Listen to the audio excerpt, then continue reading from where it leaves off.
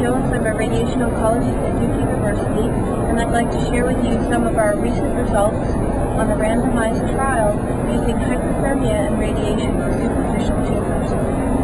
Basically, as part of this trial, patients had to have tumors which were within 3 centimeters from the surface of the body. And most of the patients that we enrolled had a chest wall recurrence of breast cancer. What we did was test these patients to see if they were heatable, and the majority of them were. And we randomized them to twice-a-week hyperthermia with radiation versus no further hyperthermia. And the endpoints were clinical complete response at the treatment site and duration of local control.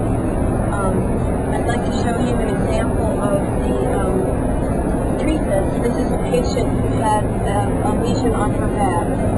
And you may not see it too well in this picture, but she had actually a tumor within this blue area.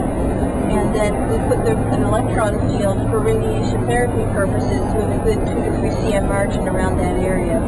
We also heated the tumor in that area, and in order to measure the temperature inside the tumor, we placed a catheter, which you can see right here, through the long axis of the tumor to measure the temperatures. Our goal in heating these tumors was to achieve a temperature of about 40 to 43 degrees centigrade for 1 hour in each hyperthermia treatment. And this is an example of the thermometry catheter, and then in addition we do surface thermometry to help monitor the skin temperatures in order to avoid any injury to the skin. The most common side effect with this hyperthermia treatment is a small area of burn, either first or second degree on the skin, but we see that only about 5 to 10% of the time.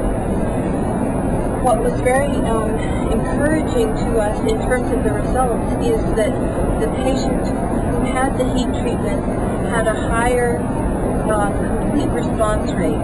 And by that, what I mean is that we had a complete disappearance of all of this tumor. So you'll see in this graph, the patients who had the radiation alone, about 42 or 43% of those patients had a complete disappearance of tumor.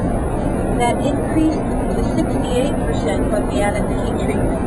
And as you can see in these two curves, if the patients were in the high dose arm, they had a better chance of a complete response, and this was also a durable response. Those curves stayed apart.